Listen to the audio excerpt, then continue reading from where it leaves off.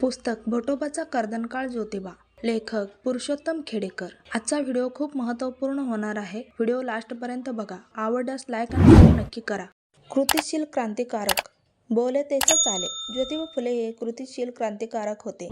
Carl मार्क्सचा communist manifesto स्वातंत्र्याचा जाहीरनामा 1848 ला प्रकाशित झाला. वर्गविहीन समाजरचनेचा विचार मार्क्स पुस्तकात मांडत असताना महात्मा फुलेंनी 1 जानेवारी 1848 रोजी देशातील पहिली मुलींची शाळा काढून प्रत्यक्ष कार्यास सुरुवात केली.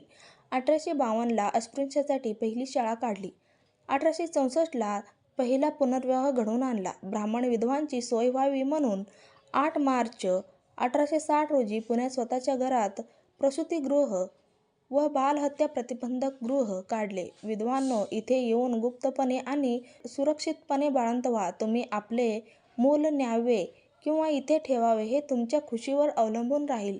त्या मुलांची काळजी हा अनाथाश्रम घेईल. अशी पोस्टर्स पुण्यात लावली. काशीबाई ही ब्राह्मण विधवा भगिनी भटांच्या वासनेला बळी पडली.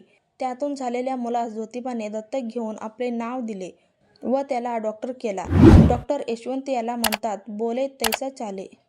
व्हिडिओ आवडला तर लाईक आणि शेअर नक्की करा. चॅनलवर नवीन असाल तर चॅनलला सबस्क्राईब करून ठेवा. चला तर मग भेटूयात नेक्स्ट व्हिडिओमध्ये. Bye, take care.